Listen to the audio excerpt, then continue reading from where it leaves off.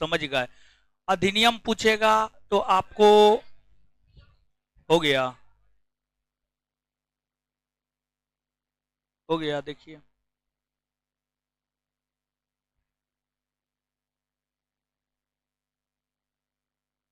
चलिए।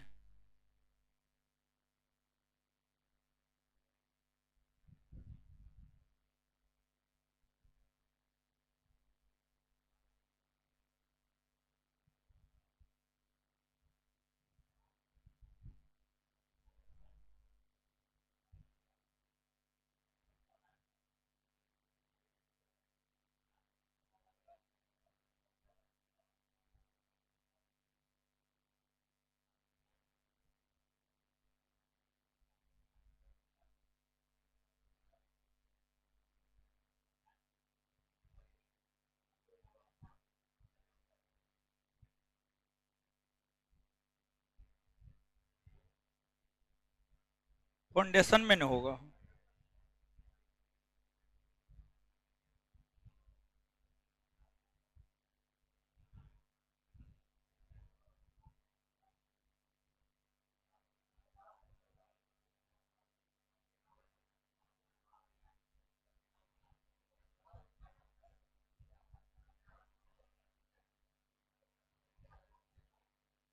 जिनका भी क्लास नहीं चल रहा है भाई जी लोग, दीदी जी लोग, उनको करना क्या है, बैक जाना है, बैक जा करके जो है फिर से आपको क्लास रीस्टार्ट करना है, आपका जो है स्टार्ट हो जाएगा। ठीक है, चल रहा है, हाँ चल रहा है। अब बता दीजिए आप लोग को, कहाँ हम बोल रहे हैं, ऑनलाइन वाला सबको बोल रहे हैं। चल रहा है, हो जल्दी बोल दीजिए ना, ओके, पढ़ाना शुरू कर देंगे। देखिए आवाज जा रहा है, आवाज जा रहा है, बस तो हो तो गया, हम तो दिख रहे हैं ही है, आवाज का मेन था। चलिए सुनिए अब। तो सबसे पहले लिखा है ना, सबसे पहले एगो बात और समझाते हैं, ठीक है, एगो दो चीज समझाते हैं। जितना समझाए हैं उतना तो समझे होंगे आप लोग पिछले क्लास में, कुछ यादो है कि सब खा पी करके बैठे, पूरे याद है। जानते हैं एगो क्वेश्चन पूछा जाता है, क्या पता है, एगो क्वेश्चन पूछा जाता है कि आपको, क्वेश्चन से ही आज के सेशन की शुरुआत करते हैं। ऑनलाइन वाले आप ये नहीं सोचिएगा कि जो कुछ पढ़ा दिए, कुछ ने पढ़ा है, अभी तुरंत ही शुरू हुआ है। तो आज के सेशन की शुरुआत हम लोग क्वेश्चन से ही करते हैं, ठीक है। और हमको लगता है ब्लैक एंड व्हाइट बड़ी जबरदस्त जचता है ना, black and white, black and white, white, क्या, अब ठीक है ना। देखिए एगो क्वेश्चन आपसे पूछता है, जानते हैं बहुत अच्छा क्वेश्चन है, आप पढ़े भी होंगे ना कहीं पर पॉलिटी, फिर भी आप इस क्वेश्चन का जवाब नहीं दे पाइएगा। देखिए क्वेश्चन ये है, संविधान सभा में,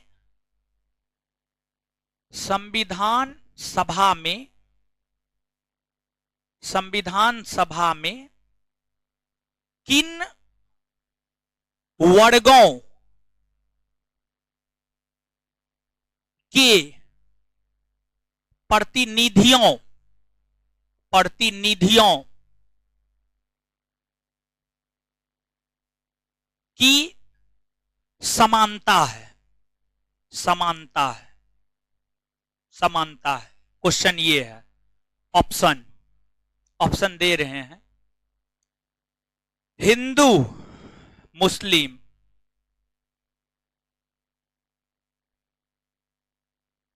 सिख, ईसाई,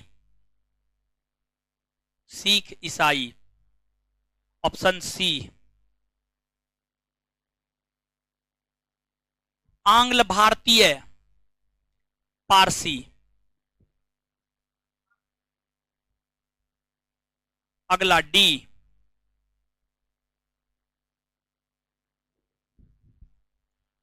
अनुसूचित जाति और अनुसूचित जनजाति।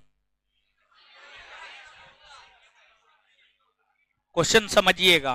अब आते हैं, क्या होगा, सी होगा, चलिए कुछ लोग सी बोल रहे हैं, डी होगा, चलिए डी भी बोल रहे हैं,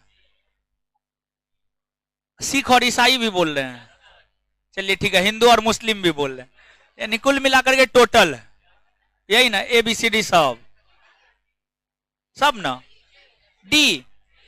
अच्छा ठीक है, समझिएगा इसको, बहुत अच्छा क्वेश्चन है, समझिए बहुत जबरदस्त क्वेश्चन है। और जानते हैं ये प्रश्न यूपीएससी का पूछा हुआ है, ठीक है, यूपीएससी के बाद और कोई बोर्ड अभी तक नहीं पूछा है, लेकिन काफी शानदार क्वेश्चन है। क्वेश्चन क्रिएट सबसे पहले यूपीएससी ही करता है, और उसी का क्वेश्चन चोरी जो है ना अन्य बिहार बोर्ड, यानी बिहार के भीतर जो बोर्ड परीक्षा कंडक्ट करता है उत्तर प्रदेश के भीतर, वो सब चोरी करता है, समझे। तो बाद बाकी बोर्ड सब चोर है, और क्वेश्चन क्रिएटर यूपीएससी बोर्ड है, ठीक है। तो यूपीएससी का ही पूछा हुआ क्वेश्चन है। अब समझिएगा, आप देखिएगा भाई जी लोग, पिछले क्लास में हम आपको यह बात समझाए थे कि कैबिनेट मिशन योजना ने संविधान सभा में 389 गो सदस्य निर्धारित किया था, 389 गो सदस्य निर्धारित किया था। लेकिन आपको जब देश को आजादी मिली, भारत का विभाजन और पाकिस्तान का निर्माण हुआ, तो संविधान सभा का पुनर्गठन हुआ। पुनर्गठन के बाद संविधान सभा में कितने सदस्य निर्धारित किए गए थे? हाँ, कितना? 299, समझिए 299। तो पुनर्गठन के बाद संविधान सभा में 299 सदस्य निर्धारित किए गए थे। अब 299 में से आप याद कीजिए, 229 को ब्रिटिश प्रांत से और 70 गो देशी। और भारत में शुरू से ही हिंदू, मुस्लिम, सिख, ईसाई, बौद्ध, जैन, पारसी सभी धर्म के लोग भारत में रहे हैं। सभी धर्म के लोग जो है स्टार्टिंग पीरियड से ही सभी धर्म, सभी जाति, सभी वर्ग के लोग भारत में रहे हैं। तो अब हिंदू भी था, मुस्लिम भी था, सिख भी था, ईसाई भी था, बौद्ध भी था, जैन भी था, पारसी भी था। अब जब भारत में सभी समुदाय, सभी संप्रदाय, सभी धर्म के लोग निवास कर रहे हैं, तो संविधान का जो निर्माण हो रहा था, भारत के लिए जो संविधान का निर्माण हो रहा था, वो तो सभी धर्म के लोगों के लिए हो रहा था। हिंदू के लिए भी हो रहा था, बौद्ध के लिए भी हो रहा था, सिख के लिए भी हो रहा था, जैन के लिए भी हो रहा था, पारसी के लिए भी हो रहा था। सभी समुदाय के लोगों के लिए संविधान का निर्माण किया जा रहा था। अब जब सभी समुदाय के लोगों के लिए संविधान का निर्माण किया जा रहा था संविधान सभा के द्वारा, तो संविधान सभा में सभी समुदाय के लोगों का प्रतिनिधित्व होना चाहिए, निश्चित तौर पे होना चाहिए या नहीं होना चाहिए? होना चाहिए ना, होना चाहिए।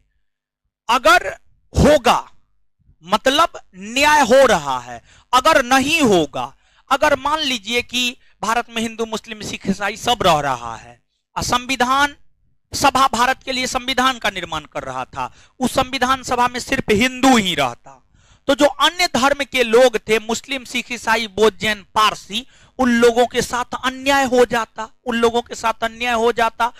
तो किसी भी भारत के भीतर समुदाय या संप्रदाय के लोगों के साथ अन्याय नहीं हो, इसी को लेकर यह प्रावधान किया गया कि संविधान सभा में सभी समुदाय के लोगों को शामिल किया जाएगा। संविधान सभा में सभी समुदाय अर्थात सभी धर्म के लोगों को शामिल किया जाएगा, सभी धर्म के लोगों को शामिल किया जाएगा, और सभी धर्म के लोगों को शामिल किया गया, और सभी धर्मों के साथ न्याय किया गया, अब देखिएगा 299 में से आपको, जैसे आज के भारत में सबसे अधिक आबादी हिंदू का है, भारत का जो मूल निवासी है वो हिंदू ही है। तो हिंदुओं की आबादी पहले भी अधिक था, आज भी अधिक है, हमेशा से अधिक रहा है। अब जिसकी जितनी आबादी उनकी उतनी भागीदारी, भी होनी चाहिए। अगर ऐसा होता है मतलब न्याय हो रहा है, अगर ऐसा नहीं हो रहा है तो मतलब न्याय नहीं हो रहा है। तो संविधान सभा ने यह सोचा जिसकी जितनी आबादी उसकी उतनी भागीदारी होनी चाहिए। अगर हिंदुओं की आबादी सबसे अधिक है तो संविधान सभा में हिंदुओं की संख्या सबसे अधिक होनी चाहिए। संविधान सभा में 299 में से अगर हम हिंदू आबादी की बात करें तो हिंदू आबादी था 163। 299 सदस्य में से 163 गो हिंदू था। फिर इसके बाद हिंदू के बाद आज भी हिंदू के बाद भारत में दूसरा अगर किसी संप्रदाय की सबसे ज्यादा संख्या है तो वह मुस्लिमों की है, मुस्लिमों की है। और जो भारत है, भारत में जो मुस्लिम है वो आक्रांता के रूप में आया, आक्रमणकारी के रूप में आया, आक्रमणकारी के रूप में आया। और वे आक्रमणकारी के रूप में आए, भारत को उन्होंने लूटा, भारत में उन्होंने शासन प्रशासन किया, भारत में वे बस गए। तो जो मुस्लिम है वे भारत के मूल निवासी नहीं है। जैसे कि भारत के ऊपर आक्रमण प्रथम मुस्लिम जो भारत में सफल हुआ था मोहम्मद बिन कासिम। मोहम्मद बिन कासिम ने 712 ईस्वी में आक्रमण किया। फिर महमूद गजनबी ने 1000 ईस्वी में आक्रमण किया। मोहम्मद गौरी ने 1175 में आक्रमण किया। और जो मोहम्मद गौरी है, मोहम्मद गौरी ने ही भारत में इस्लामी सत्ता को स्थापित किया। अब इस्लामी सत्ता को स्थापित किया तो वे भारत में रहने लगे। और उसके बाद जो है उनके जो गुलाम थे कुतुबुद्दीन ऐबक, उन्होंने दिल्ली सल्तनत की स्थापना की। फिर दिल्ली सल्तनत का 1206 से 1526 ईस्वी तक शासन रहा, मुसलमानों का शासन था। विश्व के अलग अलग देश के मुसलमान भारत आए, बस गए। फिर दिल्ली सल्तनत का शासन समाप्त हुआ, मुगलों का आगमन हुआ 1526 में। समझ गए, बाबर आपको अफगान, समझ गए, अफगान से भारत आए थे। बाबर भी भारत का मूल निवासी नहीं था, कुतुबुद्दीन ऐबक भी भारत का मूल निवासी नहीं था। तो जो मुस्लिम है ना, भारत में आक्रांता के रूप में आया, लेकिन वे भारत के शासन प्रशासन, भारत में शासन प्रशासन करने लगे, भारत में बस गए। समझे, भारत में बस गए। तो अब देखिएगा, मुस्लिमों की आबादी हिंदुओं के बाद सबसे ज्यादा है, हिंदुओं के बाद सबसे ज्यादा है। तो हिंदुओं के बाद जो संविधान सभा में प्रतिनिधित्व था मुसलमानों का था। मुस्लिम की अगर हम बात करें तो मुस्लिम का जो प्रतिनिधित्व था 80। इसके बाद आपको अनुसूचित जाति, SC, शेड्यूल कास्ट, अनुसूचित जाति, अनुसूचित जाति, अनुसूचित जाति की हम बात करें तो इन लोगों की संख्या 31, इन लोगों की संख्या 31। इसके बाद आपको अनुसूचित जनजाति, शेड्यूल ट्राइबल यानी ST, ST की संख्या 6, ST की संख्या 6। इसके बाद जो है आपको ST के बाद भारतीय ईसाई, भारतीय ईसाई, ईसाई भी 6, ईसाई भी 6। और इसके बाद जो है आपको सिख, सिख की हम बात करें तो 4। इसके बाद आपको पारसी, पारसी की हम बात करें तो 3। और पारसी के बाद आंग्ल भारतीय, पारसी के बाद आंग्ल भारतीय, समझिएगा, आंग्ल भारतीय, आंग्ल भारतीय की संख्या 3, आंग्ल भारतीय की संख्या 3। तो टोटल आप जोड़िएगा तो 163, 80, 31, 31 के बाद 12, 12 के बाद 4, 10, 10 जोड़िए तो 3 1 4, 4 2 6, क्या आ रहा है 6, समझ गए। 8 6 14 3, 14 3 17 2 19, 17 2 19, फिर 1 1 2, 1 1 2, समझ गए। और हाँ सुनिए ना, समझ गए, अदर जो है ना कुछ ऐसे भी थे जो किसी समुदाय से नहीं थे, समझ गए। 3 गो ऐसे थे जो किसी समुदाय से नहीं थे। जैसे कि मान लीजिए जनसंख्या का ही आकलन होता है तो मैक्सिमम लोग अपना धर्म जाति बता देता है, लेकिन कुछ नहीं बताता है, तो कुछ परसेंटेज वैसे लोगों का भी होता है। तो अब देखिएगा कि आपको हिंदू 163, मुस्लिम 80, SC 31, ST 6, ईसाई 6, सिख 4, पारसी 3, आंग्ल भारतीय 3, आंग्ल भारतीय 3।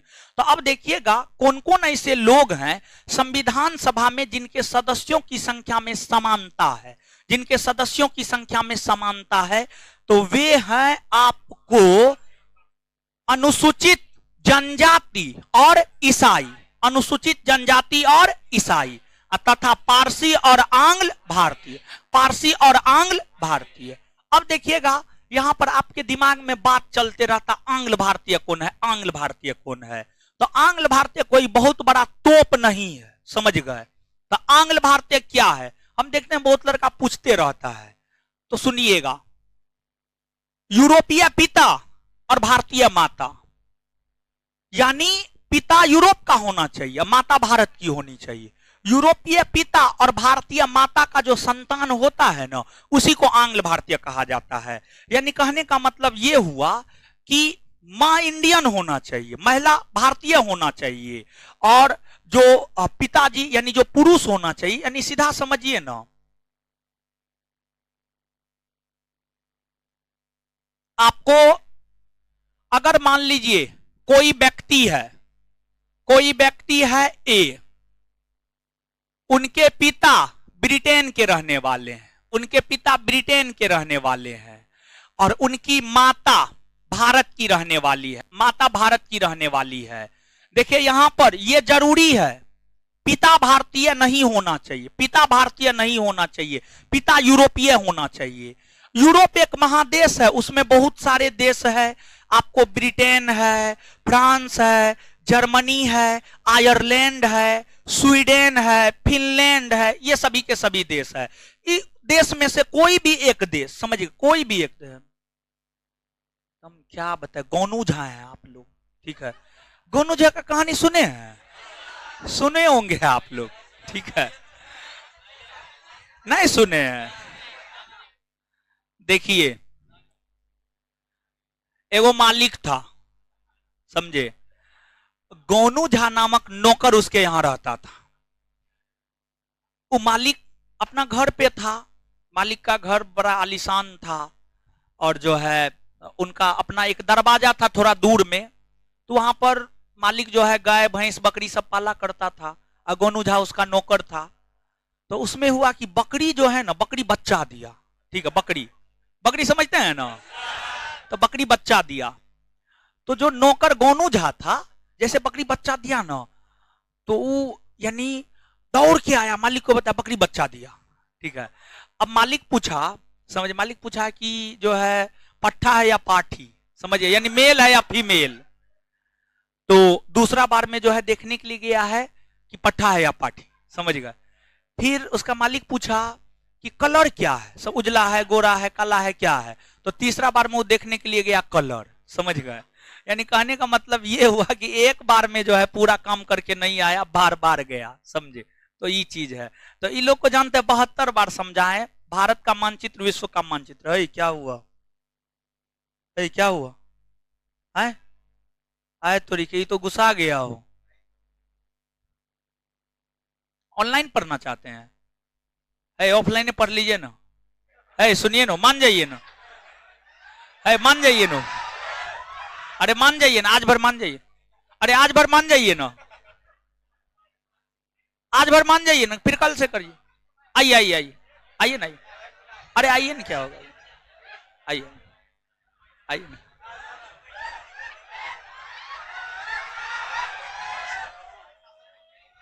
आज भर मान जाइए, ऐसे मत गुस्साइए, बैठिए बैठिए बैठिए, ऐसे नहीं गुस्साइए, ऐसे गुस्साइएगा तो कैसे होगा, बताइए, हम बर्बाद हो जाएंगे ऐसे में,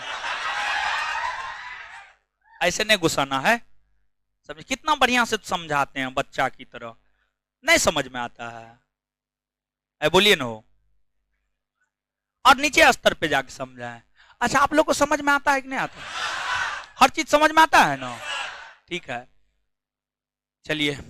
तो हाँ, तो गोनू झा का कहानी सुन लिए ना, तो वही सब है। अभी हम विश्व दिखाना चाह रहे थे कि दिखाते यूरोप में ई देश है, चलिए ठीक है, अब ना है तो मुंह से जान लीजिए, समझे।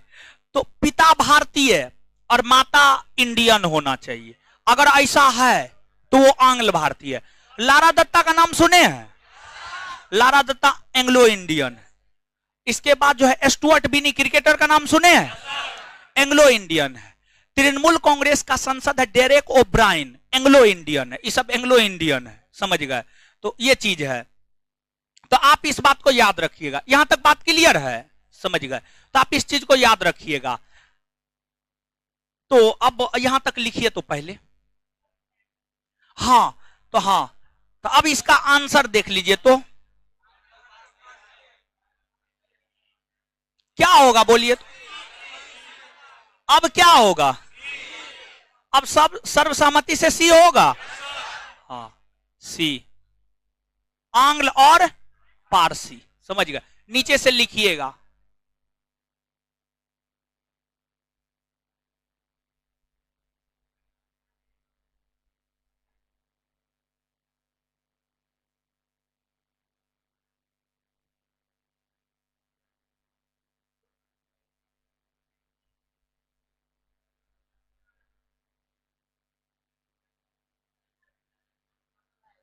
नहीं, अपोजिट रहने पर एंग्लो इंडियन नहीं होगा।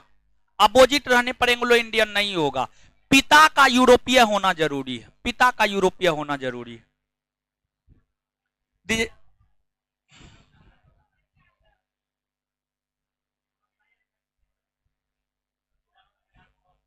क्या सब लिखाए थे? कितना लिखाए हैं सिर्फ दिखाइए। आप क्लास रेगुलर आते हैं?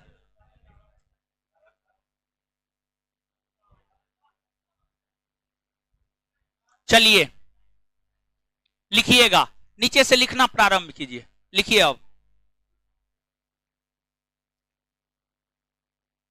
11 दिसंबर 1946 को, नीचे से लिखिए, 11 दिसंबर 1946 को, लिखते जाइए, समझा तो दिए ही हैं, याद करते जाइए, लिखते जाइए, समझा दिए, याद करते जाइए। 11 दिसंबर 1946 को संविधान सभा के अस्थाई अध्यक्ष, संविधान सभा के अस्थाई अध्यक्ष के रूप में डॉक्टर राजेंद्र प्रसाद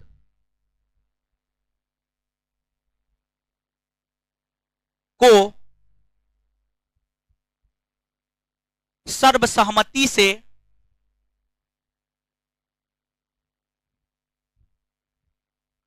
मनोनीत किया गया।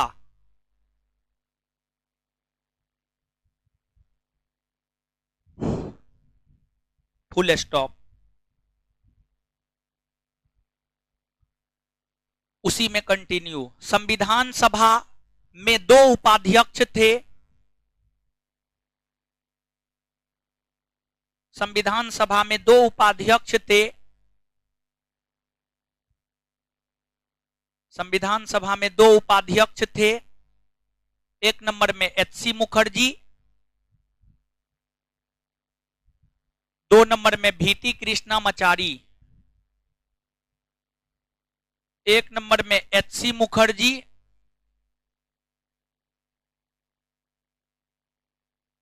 एच.सी. मुखर्जी,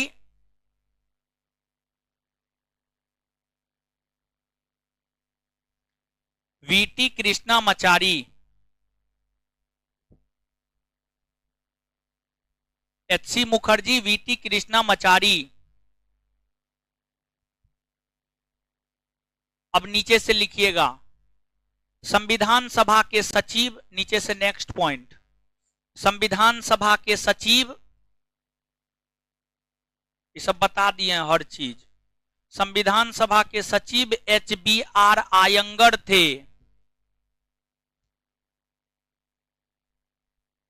संविधान सभा के सचिव एच.बी.आर. आयंगर थे।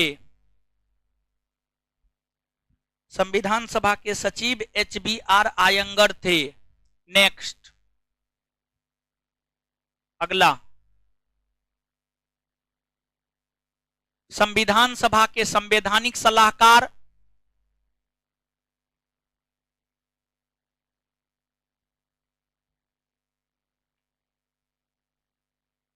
संविधान सभा के संवैधानिक सलाहकार बी.एन. राव थे। संविधान सभा के संवैधानिक सलाहकार बी.एन. राव थे। बी.एन. राव थे। पॉइंट वाइज लिखते जाइएगा, याद करने में आसानी होगा। आगे, संविधान सभा ने प्रतीक चिन्ह के रूप में, संविधान सभा ने प्रतीक चिन्ह के रूप में हाथी को अपनाया। संविधान सभा ने प्रतीक चिन्ह के रूप में हाथी को अपनाया। संविधान सभा ने प्रतीक चिन्ह के रूप में हाथी को अपनाया।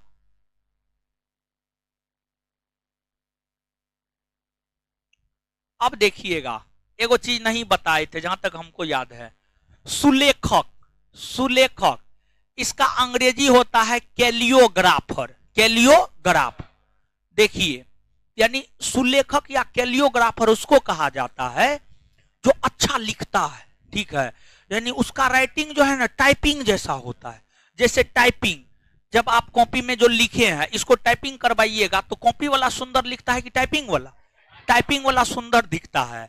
तो बहुत सारे ऐसे भी लिखने वाले लोग हैं जो जब लिखते हैं ना तो वो जो है एकदम टाइपिंग जैसा ही दिखता है, सुंदर दिखता है। तो उस समय भारत के एक बहुत बड़े सुलेखक थे, बहुत बड़े कैलियोग्राफर थे, जिनकी लिखावट काफी सुंदर थी। उनका नाम था प्रेम बिहारी नारायण रायजादा। प्रेम बिहारी नारायण रायजादा। उन्होंने भारत के संविधान को अपने से लिखने का काम किया। मतलब भारतीय संविधान के जो सुलेखक हुए वे प्रेम बिहारी नारायण रायजादा हुए। आपसे आपके परीक्षा में प्रश्न पूछा जाता है भारतीय संविधान के सुलेखक कौन है? प्रेम बिहारी नारायण रायजादा। लिखिएगा, लिखिएगा। और जानते हैं यहां पर ये जो सुलेखक है ना, बहुत सारा ऐसा चीज होता है जिसमें आपको हिंदी नहीं याद रखना है, अंग्रेजी याद रखना है।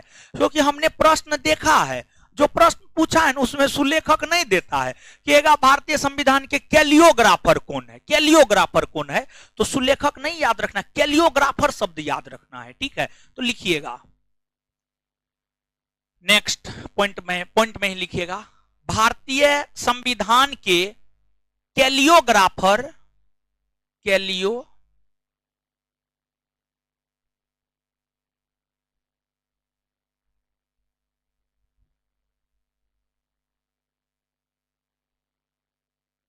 भारतीय संविधान के कैलियो, CALLIO,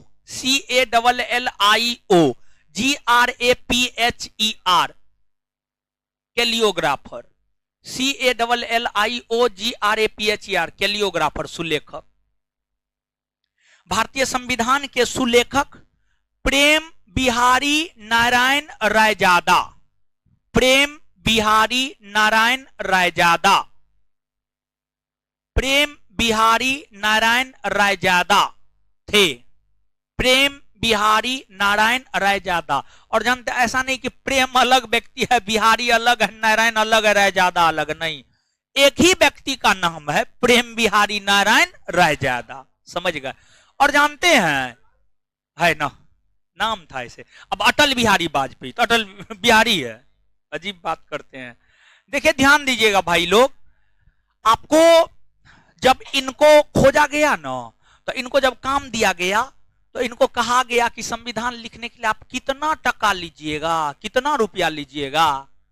तो इन्होंने इच्छा जाहिर किया कि हमको रुपया नहीं चाहिए, ठीक है, बस हम यह चाहते हैं, हमारी इच्छा यह है कि संविधान जो लिखाएगा उसके हर पृष्ठ पर मेरा नाम होना चाहिए, हर पृष्ठ पर मेरा नाम होना चाहिए। इच्छा उन्होंने यही जाहिर किया। तो लिखिएगा प्रेम बिहारी नारायण रायजादा, याद रखिएगा। ये सब बात नहीं याद रखना है, लेकिन सुलेखक कौन था ये बात याद रखिएगा। इसके बाद संविधान के जो मुख्य प्रारूपकार है, मेन डिजाइनर है, वो है एलएन मुखर्जी। एलएन मुखर्जी, तो लिखिएगा। ये सब जानते हैं, डाटा है, बहुत महत्वपूर्ण डाटा है, याद रखना जरूरी है। लिखिएगा संविधान के मुख्य प्रारूपकार, मुख्य प्रारूपकार, संविधान के मुख्य प्रारूपकार एलएन मुखर्जी थे। एलएन मुखर्जी थे, संविधान के मुख्य प्रारूपकार एलएन मुखर्जी थे। संविधान के मुख्य प्रारूपकार एलएन मुखर्जी थे।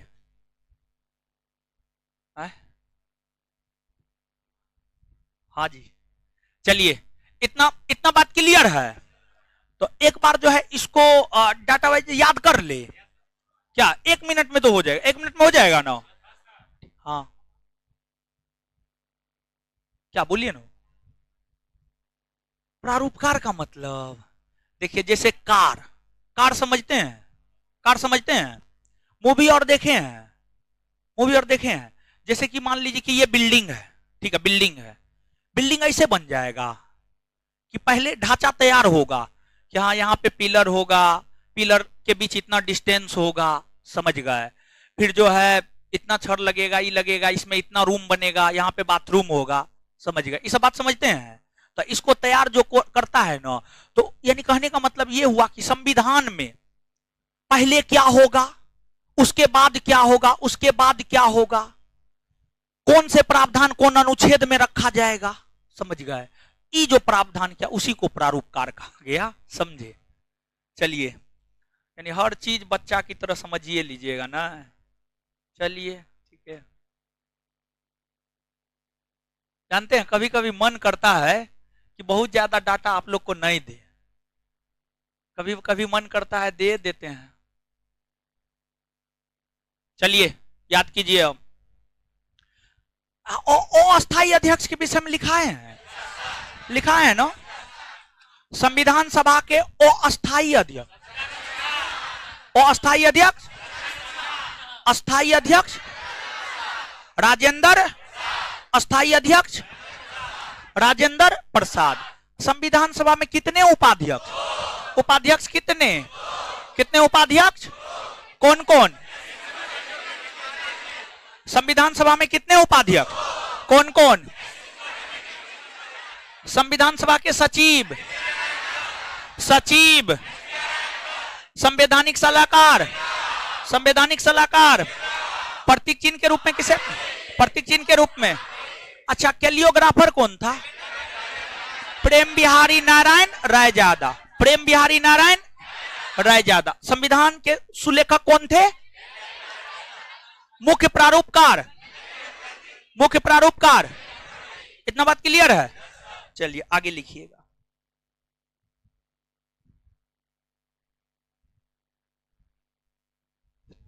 13 दिसंबर 1946 को,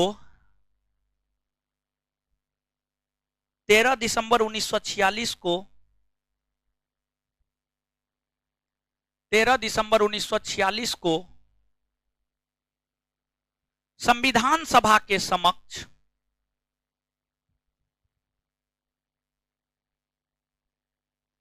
तेरह दिसंबर 1946 को संविधान सभा के समक्ष पंडित जवाहरलाल नेहरू ने, पंडित जवाहरलाल नेहरू ने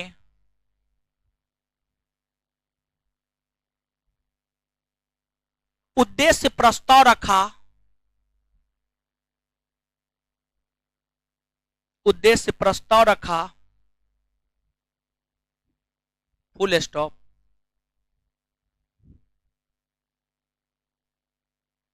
फुल स्टॉप। इस उद्देश्य प्रस्ताव को संविधान सभा ने, इस उद्देश्य प्रस्ताव को संविधान सभा ने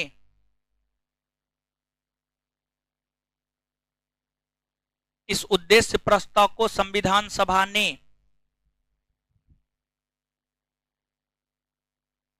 22 जनवरी 1947, 22 जनवरी 1947 को स्वीकार किया। 22 जनवरी 1947 को स्वीकार किया। यही उद्देश्य प्रस्ताव, यही उद्देश्य प्रस्ताव भारतीय संविधान की प्रस्तावना बनी। यही उद्देश्य प्रस्ताव भारतीय संविधान की प्रस्तावना बनी। यही उद्देश्य प्रस्ताव भारतीय संविधान की प्रस्तावना बनी। यही उद्देश्य प्रस्ताव भारतीय संविधान की प्रस्तावना बनी। Full stop. और एगो बात याद कीजिए, 22 जनवरी 1947 को एगो और बात बताए थे, कुछ याद है? थोड़ा भी? क्या है? क्या है? मार फटा से राष्ट्रगीत ठीक है कर देंगे हम।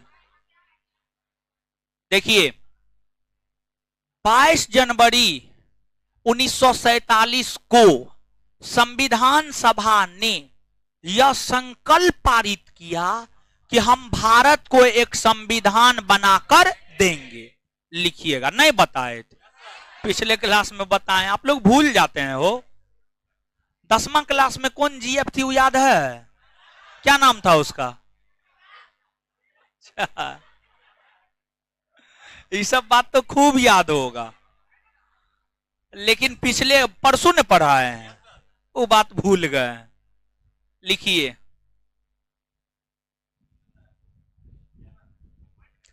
हाँ पॉइंट में ही, पॉइंट में अगला पॉइंट, 22 जनवरी 1947 को 22 जनवरी 1947 को संविधान सभा ने यह संकल्प पारित किया, संविधान सभा ने यह संकल्प पारित किया कि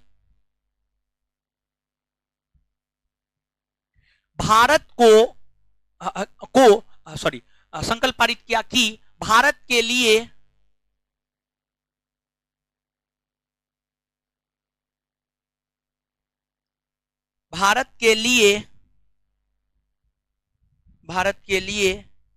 एक संविधान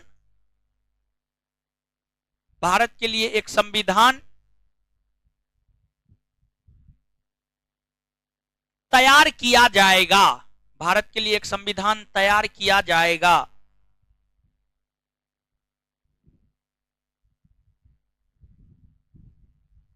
फुल स्टॉप।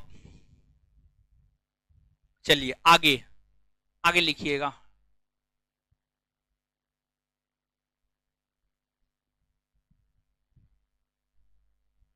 बाईस जुलाई 1947 को, नेक्स्ट पॉइंट, अगला पॉइंट 22, 2 पर 2 22, 22 जुलाई 1947 को, 22 जुलाई 1947 को संविधान सभा ने भारत के राष्ट्रीय ध्वज के रूप में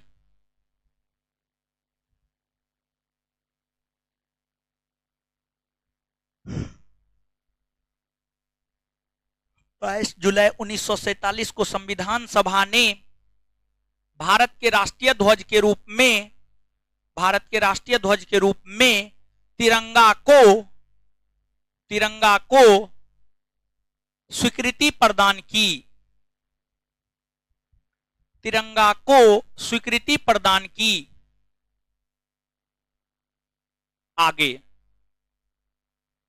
हाँ स्वीकृति यानी मंजूरी, आगे यानी सहमति। आगे आगे लिखिएगा। मई 1949 ईस्वी में, अगला पॉइंट, मई 1949 ईस्वी में, मई 1949 ईस्वी में भारत को, मई 1949 ईस्वी में भारत को राष्ट्रमंडल की सदस्यता, मई 1949 ईस्वी में भारत को राष्ट्रमंडल की सदस्यता संविधान सभा ने दिलवाया। संविधान सभा ने दिलवाया। संविधान सभा ने दिलवाया। संविधान सभा ने दिलवाया, जिसकी आलोचना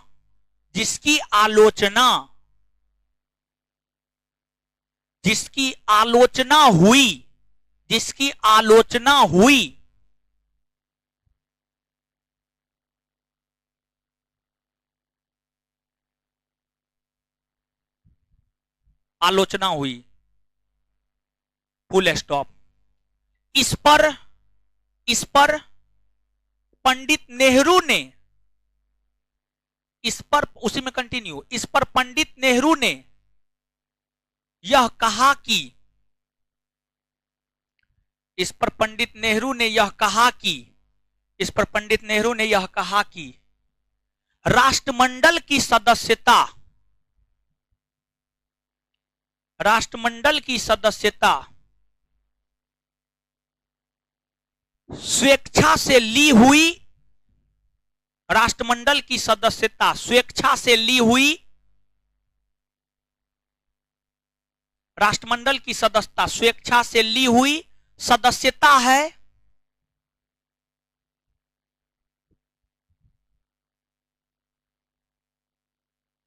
जिसका परित्याग भारत कभी भी कर सकता है। आप नहीं लिख रहे हैं, हे भगवान, सब पे तो 7-7 गो है, ये लोग कैसे लिख लेती है। थोड़ा थोड़ा उनको भी लिखने दीजिए ना, हो थोड़ा थोड़ा जगह दीजिए ना। बेचारी बताइए कितनी छोटी मोटी है, आप लोग तो दबा देते हैं। पतली है तो सब मोटकी सब दबा दी है उसको।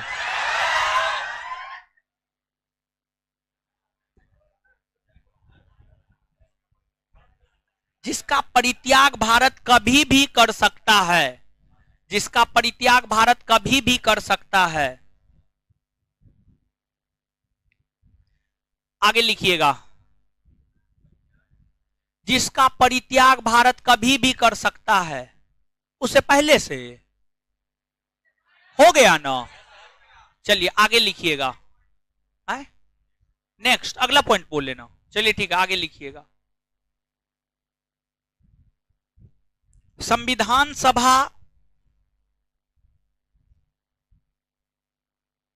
की अंतिम बैठक, संविधान सभा की अंतिम बैठक 24 जनवरी 1950 को हुई।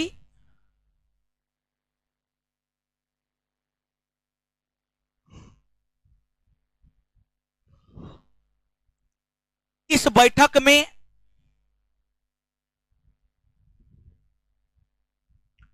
कुल 284 सदस्य, कुल 284 सदस्य मौजूद हुए। कुल 284 सदस्य उपस्थित हुए या मौजूद हुए, जो भी लिखना है लिखिए, उपस्थित हुए। जिसने जिसने भारतीय संविधान पर हस्ताक्षर किया, जिसने भारतीय संविधान पर हस्ताक्षर किया।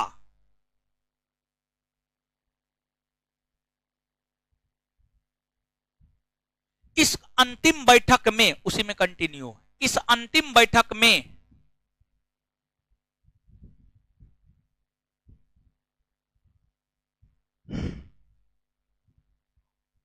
निम्न निर्णय लिए गए, इस अंतिम बैठक में निम्न निर्णय लिए गए, इस अंतिम बैठक में निम्न निर्णय लिए गए। एक नंबर में, भारत के राष्ट्रगान के रूप में, भारत के राष्ट्रगान के रूप में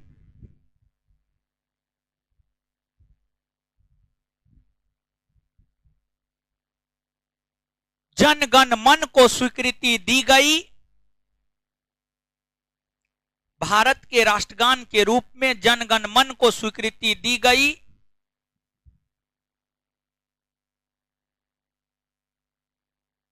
इसकी रचना रविन्द्रनाथ टैगोर ने की है, इसकी रचना रविन्द्रनाथ टैगोर ने की है।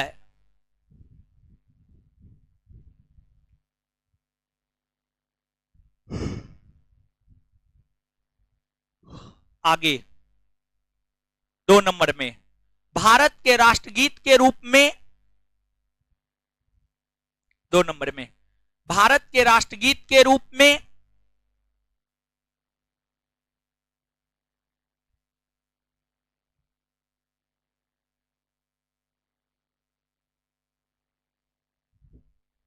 भारत के राष्ट्रगीत के रूप में वंदे मातरम,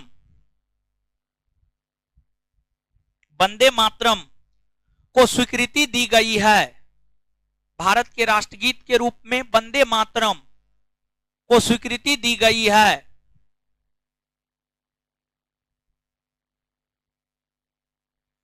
जिसकी रचना बंकिम चंद्र चटर्जी ने की है।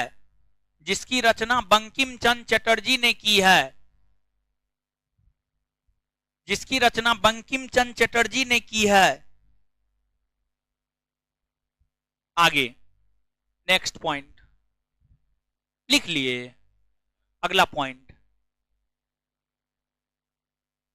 भारत के प्रथम राष्ट्रपति के रूप में,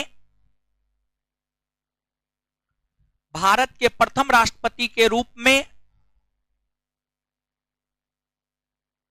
राजेंद्र प्रसाद,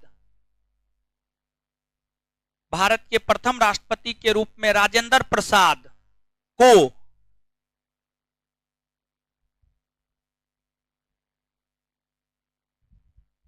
संविधान सभा के सदस्यों ने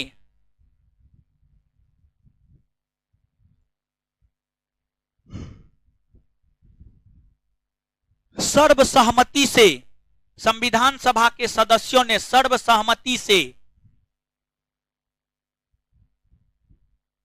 संविधान सभा के सदस्यों ने सर्वसहमति से चुना। चलिए आगे लिखिएगा।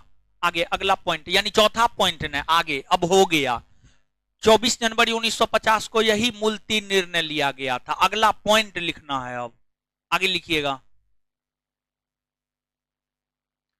भारतीय संविधान के निर्माण में, अगला पॉइंट, भारतीय संविधान के निर्माण में 2 वर्ष 11 महीना और 18 दिन, 2 वर्ष 11 महीना और 18 दिन, 2 वर्ष 11 महीना और 18 दिन, 2 वर्ष 11 महीना और 18 दिन का समय लगा।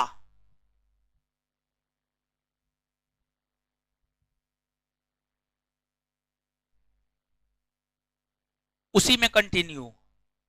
संविधान निर्माण के दौरान, संविधान निर्माण के दौरान संविधान निर्माताओं ने, संविधान निर्माताओं ने 60 देश, 60 देश, 60 देश के संविधान को पढ़ा। 60 देश, 60 देश के संविधान को पढ़ा, फुल स्टॉप। संविधान निर्माण में 64 लाख रुपये, संविधान निर्माण में 64 लाख रुपये, 64 लाख रुपये खर्च हुए। उसी में संविधान निर्माण में 64 लाख रुपये खर्च हुए। चलिए सब बताए थे, लिखा दिया। अब एक बार हम लोग याद कर लेते हैं, ठीक है? पीछे पलटिए तो कहां से लिखाना,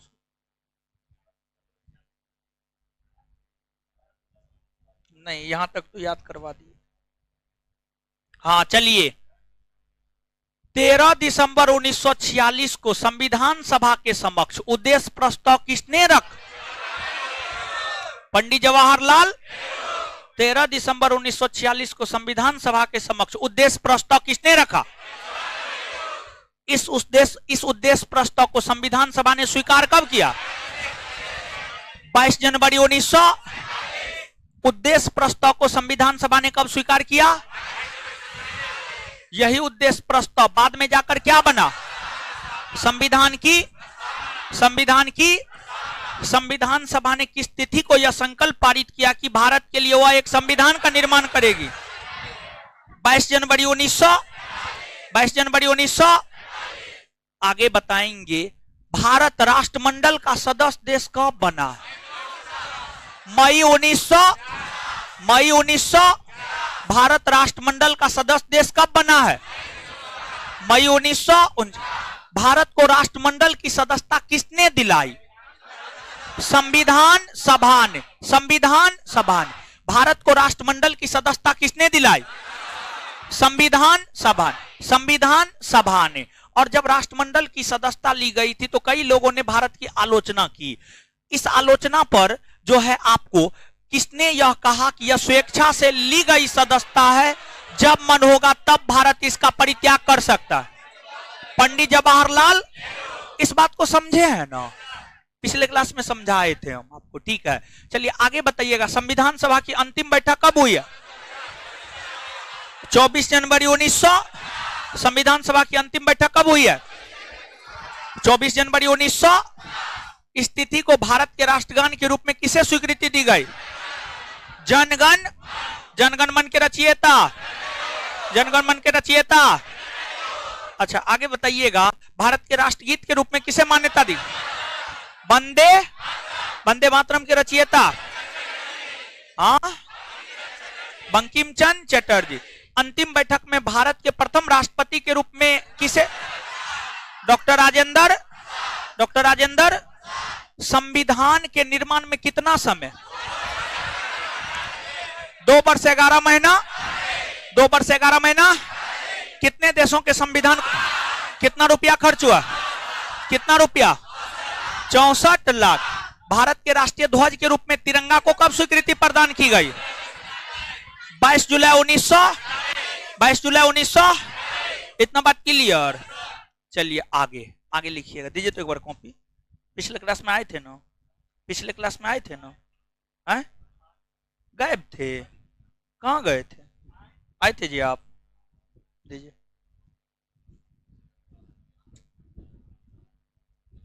दीजिए नो।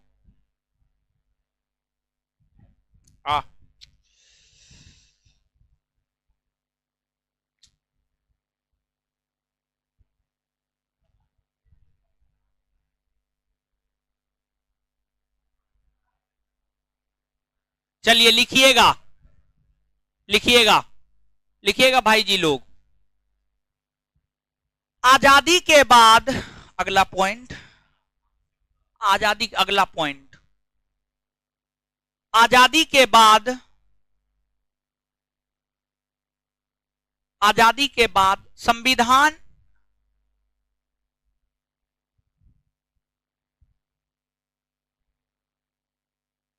आजादी के बाद संविधान सभा का पुनर्गठन हुआ। संविधान सभा का पुनर्गठन हुआ जिसके तहत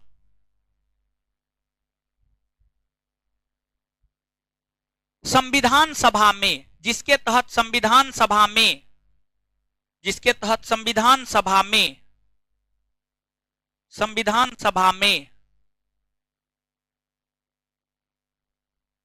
299 सदस्य,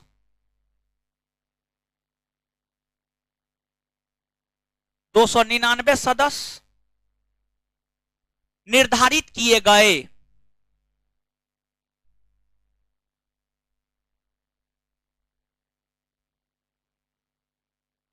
इसमें से 229 ब्रिटिश प्रांत से आने थे, 229 ब्रिटिश प्रांत से आने थे तथा 70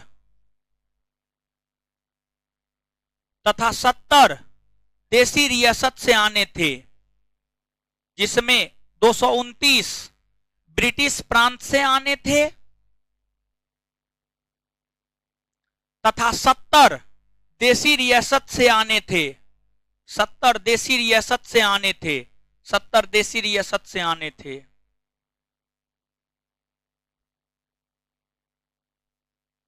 नीचे से ब्रिटिश प्रांतों में,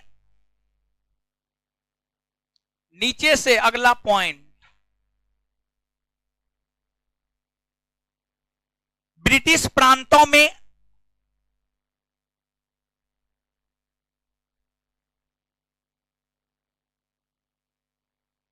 ब्रिटिश प्रांतों में सबसे ज्यादा सदस्य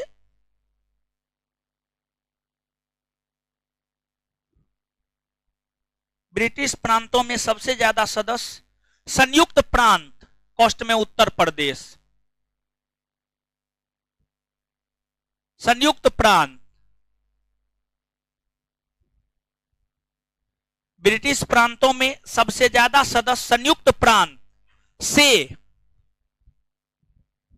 55 सदस्य शामिल हुए थे। संयुक्त प्रांत से 55 सदस्य शामिल हुए थे। संयुक्त प्रांत से 55 सदस्य शामिल हुए थे। 55 सदस्य शामिल हुए थे।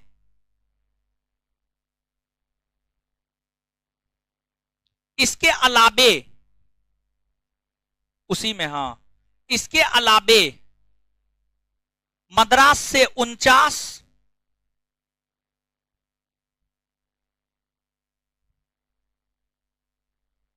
मद्रास से 49, बिहार से 36, मद्रास से 49, बिहार से 36, 3 पर 6 36, 36। बीपीएससी के एग्जाम में ये डाटा पूछा जा सकता है, बिहार वाला, ठीक है। लेकिन सबसे ज्यादा उत्तर प्रदेश, किसी भी परीक्षा में पूछा जा सकता है, ठीक है। तो बहुत लोग बीपीएससी भी देते हैं, ठीक है। बिहार से 36 सदस्य शामिल हुए थे।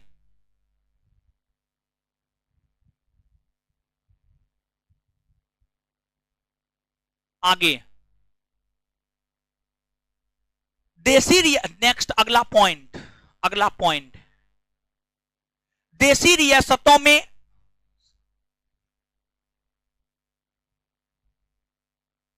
रियासतों में सबसे ज्यादा सदस्य मैसूर से, देसी रियासतों में सबसे ज्यादा सदस्य मैसूर से,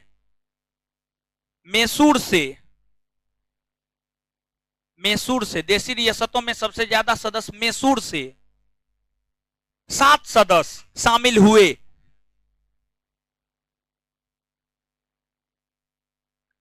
7 धोनी का जर्सी नंबर 7 है ना, धोनी का जर्सी नंबर 7। ये सब कितना याद रहता है। रोहित शर्मा का जर्सी नंबर क्या है, कितना है, 45। सचिन का, कोहली का, अच्छा। आलिया भट्ट का शादी किससे हो रहा है, रणवीर कपूर हो रहा है। कैटरीना का शादी किससे हुआ, कैटरीना का ऋतिक रोशन से हुआ, विक्की कौशल। करीना का किससे हुआ है, ये सब बात तो बड़ी याद रहता है। अभी सब्जेक्ट पूछे,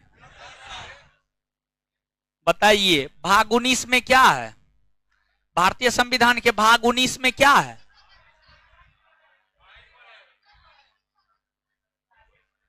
भारतीय संविधान के भाग 19 में क्या है, स्वतंत्रता। मार फटा से ठीक है कर देंगे हम।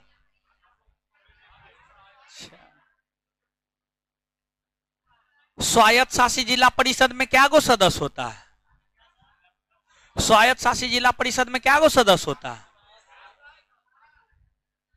12। सब्जेक्ट का चीज नहीं याद है, लेकिन किसका किससे ब्याह हो रहा है वो सब खूब याद है। जर्सी नंबर तक याद रख ले। अच्छा,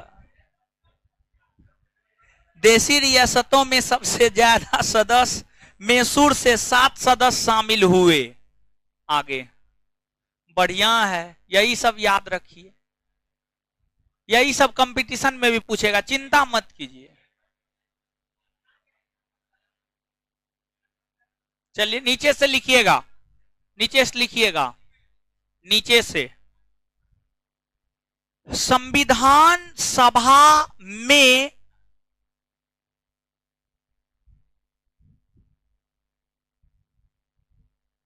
विभिन्न समुदायों के प्रतिनिधि, विभिन्न समुदायों के प्रतिनिधि शामिल हुए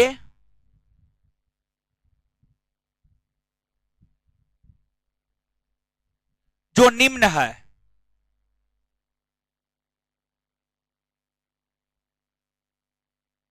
एक नंबर में हिंदू 163,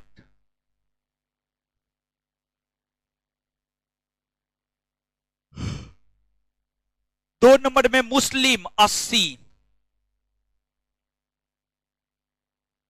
3 नंबर में अनुसूचित जाति 31, अनुसूचित जाति 31, 4 नंबर में अनुसूचित जनजाति 6, अनुसूचित जनजाति 6, 5 नंबर में सिख 4। अरे ईसाई नहीं लिखा है, ईसाई भी लिखिए। ईसाई 6, अनुसूचित जनजाति 6, उसके बाद भारतीय ईसाई 6, भारतीय ईसाई 6, भारतीय ईसाई 6, सिख 4, सिख 4, सिख 4, पारसी 3,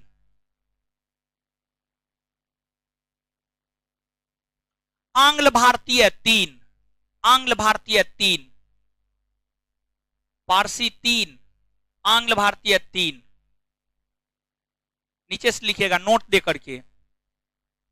संविधान सभा में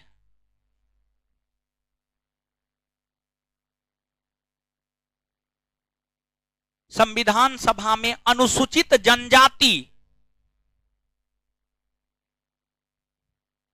संविधान सभा में अनुसूचित जनजाति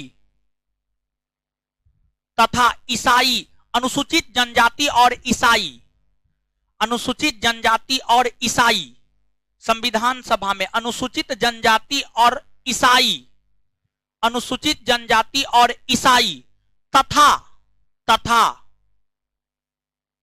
तथा पारसी और आंग्ल भारतीय, तथा पारसी और आंग्ल भारतीय, तथा पारसी और आंग्ल भारतीय के सदस्यों में समानता है।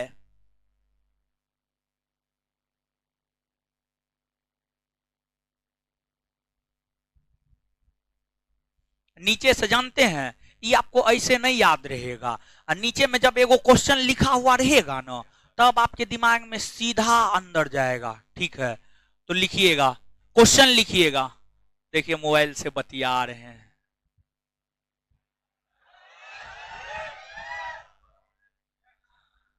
देखिए आप ये मत सोचिए, आप कितनों भीड़ में रहिएगा ना, हमारे नजर से नहीं बच सकते हैं। ऐसे मास्टर थोड़े बन गए हैं वो, समझे? बहुत बेलना बेले हैं तब मास्टर बने हैं, बहुत मेहनत किए हैं, समझे? चलिए क्वेश्चन लिखिए। संविधान सभा में किन वर्गों के प्रतिनिधियों की समानता है? संविधान सभा में किन वर्गों के प्रतिनिधियों की समानता है? संविधान सभा में किन वर्गों के प्रतिनिधियों की समानता है? संविधान सभा में किन वर्गों के प्रतिनिधियों की समानता है? ऑप्शन ए हिंदू और मुस्लिम, हिंदू और मुस्लिम। ऑप्शन बी सिख और ईसाई, ऑप्शन बी सिख और ईसाई। ऑप्शन सी आंग्ल भारतीय और पारसी, आंग्ल भारतीय और पारसी। ऑप्शन डी एससी और एसटी, ऑप्शन डी एससी और एसटी। आंसर क्या होगा? सी। क्या होगा? सी, आंग्ल भारतीय और पारसी।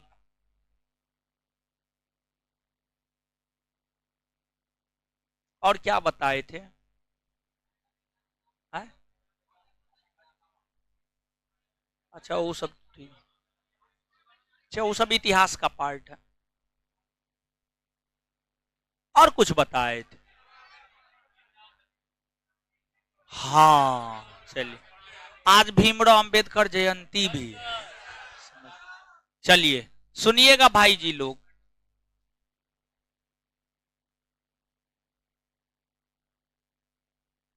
देखिए। चलिए एक बार इसको याद कर लेते हैं, पलटिए। तो कहां तक याद करवा दिए थे? वहां तक याद करवा दिए हैं ना? चलिए 64 लाख तक याद करवा दिए हैं ना? हाँ या ना? अच्छा एगो बात बताइएगा भाई जी लोग, कैबिनेट मिशन योजना ने संविधान सभा में कितने सदस्य निर्धारित किए? 389। 389। कैबिनेट मिशन योजना ने संविधान सभा में कितने सदस्य निर्धारित किए? 389। आजादी के बाद जब संविधान सभा का पुनर्गठन हुआ तो कितने सदस्य? 200। 200। अच्छा ब्रिटिश प्रांत से कितने? 229। 229। देसी रियासत से? देसी रियासत से। तो आजादी के बाद जब संविधान सभा का पुनर्गठन हुआ तो पुनर्गठन के बाद संविधान सभा में कितने सदस्य? हाँ 299। देसी रियासत से? देसी रियासत, ब्रिटिश प्रांत, ब्रिटिश प्रांत। अच्छा ब्रिटिश प्रांत में सबसे ज्यादा सदस्य कहां से? संयुक्त प्रांत। संयुक्त कितना? 55। कितना? बिहार 36। बिहार। तो संविधान सभा में बिहार से कितने प्रतिनिधि भाग लिए? 3 पर 6 36। संविधान सभा में बिहार से कितने प्रतिनिधि भाग लिए? 36। समझ गए? अच्छा देसी रियासत में सबसे ज्यादा कौन देसी रियासत? किससे? मैसूर। किससे? मैसूर। कितना? 7। मैसूर से कितना? 7। मैसूर से कितना? इतना बात क्लियर। अच्छा संविधान सभा में हिंदुओं की संख्या 100। हिंदुओं की संख्या 163। हिंदुओं की संख्या। मुस्लिम 80। मुस्लिम। अनुसूचित जाति 31। अनुसूचित जाति। अनुसूचित जनजाति 6। अनुसूचित जनजाति। भारतीय ईसाई। भारतीय ईसाई। सिख। सिख। आंग्ल भारतीय। पारसी। पारसी। इतना बात क्लियर? इतना ही ना लिखा है। चलिए अब सुनिएगा, देखिए ध्यान दीजिएगा। एगो बात बताई थे डॉक्टर अंबेडकर, आजादी से पूर्व डॉक्टर अंबेडकर संविधान सभा में किस प्रेसिडेंसी का प्रतिनिधित्व कर? हाँ बंगाल प्रेसिडेंसी। आजादी के बाद मुंबई प्रेसिडेंसी। अच्छा मुंबई प्रेसिडेंसी से जो चुन करके आ पाए थे, किसके कारण चुनकर आ पाए? राजेंद्र प्रसाद। किसके स्थान पर चुनकर आए? एस जयकर। एस जयकर। जयकर के स्थान पर चुनकर आए। दोनों क्वेश्चन अलग अलग है, ठीक है? ये सब बात याद है? लिखिए, बताए हुए लिखिए ना, लिखा देंगे, काहे टेंशन। आजादी से पूर्व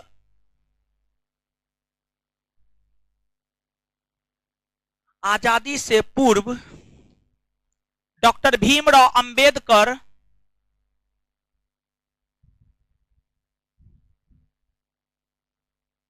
आजादी से पूर्व डॉक्टर भीमराव अंबेडकर बंगाल प्रेसिडेंसी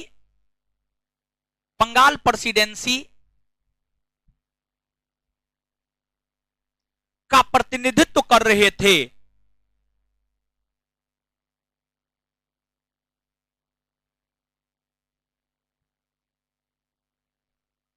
वहीं आजादी के बाद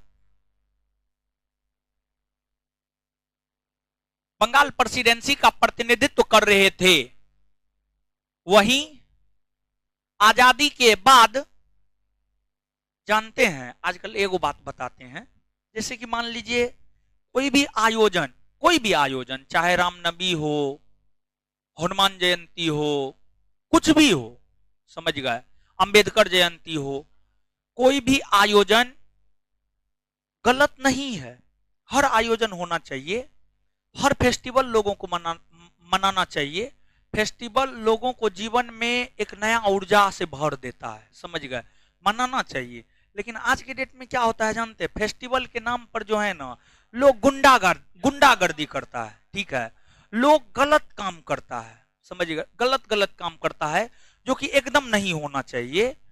किसी भी लोगों को धार्मिक रूप से चोट नहीं पहुंचाना चाहिए। जैसे कि रामनवमी में बहुत सारी घटनाएं हुई जो नहीं होना चाहिए, समझ गए। अब रामनवमी में मस्जिद पर जाकर के हम भगवा झंडा फहरा देंगे, क्या ये उचित है? एकदम उचित नहीं है। चाहे कोई भी करता, हम करते हैं या आप करते, कोई भी करता है, एकदम उचित नहीं है। इससे जो है मुस्लिम धर्म के लोगों को, इस्लाम धर्म के लोगों का आत्मा आहत हुआ है, समझ गए, ये एकदम गलत है, नहीं होना चाहिए, समझ गए। इसके बाद जो है देखिए, जानते हैं जैसे सरस्वती पूजा का आयोजन होता है, देखिए आप हमको गलत मानते हैं या सही मानते हैं, हमको इससे कोई फर्क नहीं पड़ता है। जो सही है वो सही है, जो गलत है वो गलत है, समझिए, गलत है ये, समझ गए। तो देखिए, और दूसरी बात हम आपको बताते हैं, जैसे कि आज के डेट में सरस्वती पूजा ही लोग मनाता है, अंबेडकर जयंती ही लोग मनाता है, अच्छा चीज है, मना है, लेकिन इसके बिहाफ में लोग बहुत गलत गलत काम करता है, ठीक है, लोग बहुत गलत गलत काम करता है, आपको विश्वास नहीं होगा, ये सब बात कहना नहीं चाहिए, समझ गए। सरस्वती पूजा का लोग आयोजन करता है, अंबेडकर जयंती का लोग आयोजन करता है, और देखते हैं कि जो है दिन में अंबेडकर जयंती, रात में कुछ और ही हो रहा है, समझ गए। दिन में सरस्वती पूजा, सरस्वती महारानी का पूजा कर रहे, रात में दारू के नशा में जो है पूरा तहस नहस स्थिति में है। तो ये एकदम सही नहीं है। पूजा मनाना सही है, लेकिन जो है जो ये सब होता है ये गलत है, समझ रहे हैं। आजादी से पूर्व, और सब लोग ऐसा नहीं होता है, लेकिन कुछ लोग ऐसा होता है, ठीक है, सब अभी भी मानवता, इंसानियत ये सब बचा हुआ है, इसी वजह से है, सब चीज का अस्तित्व है। जिस रोज पूरी की पूरी मानवता और इंसानियत खत्म हो जाएगा, उस रोज इस संसार का भी विनाश हो जाएगा, समझे। आजादी से पूर्व डॉक्टर भीमराव अंबेडकर बंगाल प्रेसिडेंसी का प्रतिनिधित्व कर रहे थे, वहीं आजादी के बाद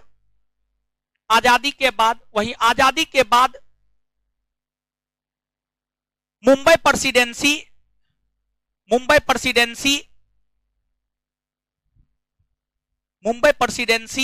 का प्रतिनिधित्व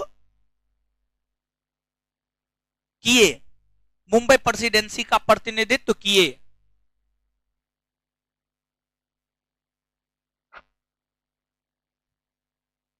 मुंबई प्रेसिडेंसी का प्रतिनिधित्व किए। चलिए, फुल स्टॉप, नीचे से लिखिएगा।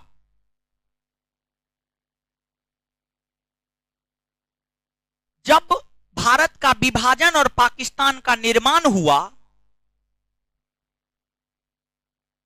जब भारत का विभाजन और पाकिस्तान का निर्माण हुआ, जब भारत का विभाजन और पाकिस्तान का निर्माण हुआ, तो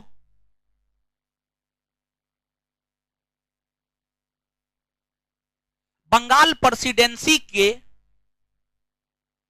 बंगाल प्रेसिडेंसी के जिस क्षेत्र से, बंगाल प्रेसिडेंसी के जिस क्षेत्र से, बंगाल प्रेसिडेंसी के जिस क्षेत्र से डॉक्टर अंबेडकर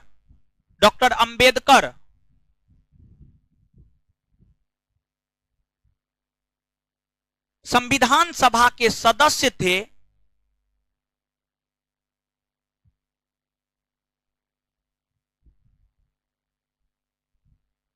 संविधान सभा के सदस्य थे, कौमा, वह क्षेत्र पूर्वी पाकिस्तान में चला गया, वह क्षेत्र पूर्वी पाकिस्तान में चला गया, वह क्षेत्र पूर्वी पाकिस्तान में चला गया, जिस कारण अंबेडकर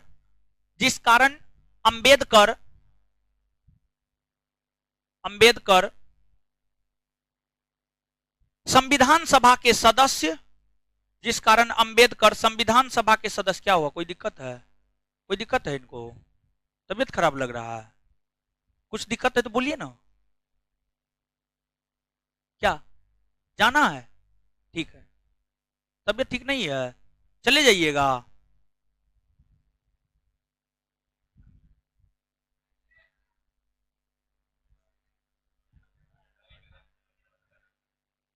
जाने दीजिए, निकलने दीजिए इनको। ऐसे 5-10 मिनट बर्दाश्त कर सकते हैं, 5 मिनट में हम छोड़ देंगे। 5 मिनट बर्दाश्त कर सकते हैं? नहीं, जाना एकदम ठीक। जाना, जाइए जाइए जाइए, जाने दीजिए। 5 मिनट रुक सकते हैं? पानी दीजिए ना, पानी दीजिए। खाती पीती नहीं होगी समय से, क्या होगा बताइए? चलिए लिखिए। वह क्षेत्र पूर्वी पाकिस्तान में चला गया जिस कारण अंबेडकर संविधान सभा के सदस्य नहीं रह सके। संविधान सभा के सदस्य नहीं रह सके। संविधान सभा के सदस्य नहीं रह सके। तत्पश्चात तत्पश्चात तत्पश्चात तत्पश्चात लिख दे। तत्पश्चात तत्पश्चात राजेंद्र प्रसाद के प्रयास से, तत्पश्चात राजेंद्र प्रसाद के प्रयास से, तत्पश्चात राजेंद्र प्रसाद के प्रयास से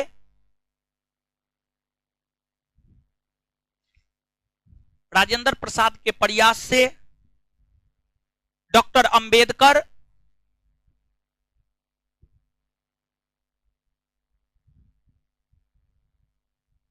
जयकर के स्थान पर, जयकर जोयो कोरो, जयकर के स्थान पर, जयकर के स्थान पर, जयकर के स्थान पर, जयकर के स्थान पर मुंबई प्रेसिडेंसी से, जयकर के स्थान पर मुंबई प्रेसिडेंसी से, मुंबई प्रेसिडेंसी से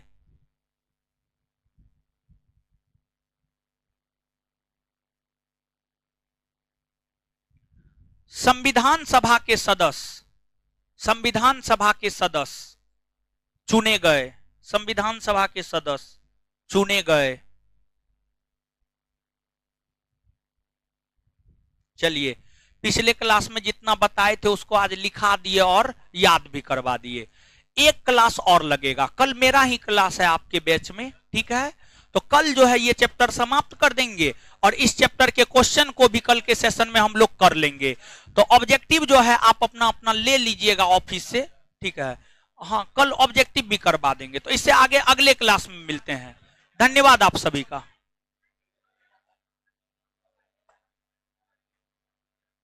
थोड़ा सा लड़की लोग को निकलने दे दीजिए। तो भाई जी लोग, थोड़ा रिक्वेस्ट है, तबीयत खराब है किसी का, थोड़ा सा आप लोग साथ दे दीजिए।